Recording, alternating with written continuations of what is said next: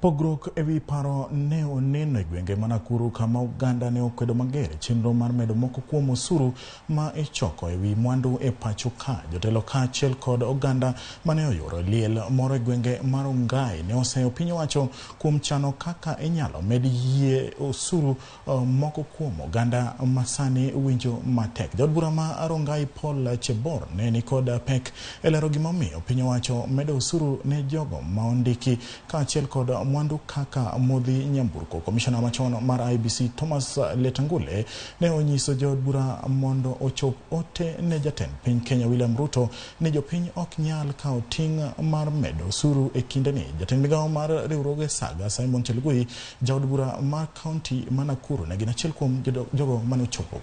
Ukimaliza ndio na ukikomboa ni 10,000 kwa mwezi. Hiyo position yetu yote wanapangana kusema imeongezwa sisi tafanya nini? Sasa hata nilikuwa nakuwa kuliko kuishi kwa mtu. Sio kweli?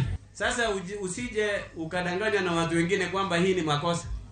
Itakuwa ni wale watu ambao wa zamani mwingine anamwambia jamaa ati wewe twende tupige mabibi zetu.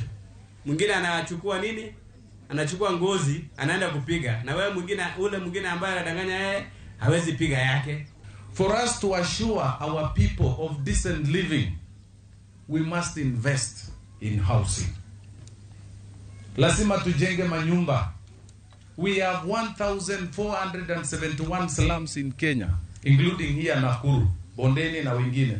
Ukienda Nairobi kuna slums nyingi sana. 6.5 million Kenyans are living in slums in Kenya.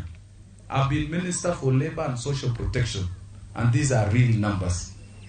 Watu wanaishi kwa manyumba, haina dirisha, haina mlango, haina choo, haina maji, na watu wanaishi kwa njia mbaya sana.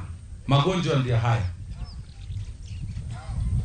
For us to address this problem, we must take the painful action. We must sacrifice. Ka wadi nyime ni moko kuom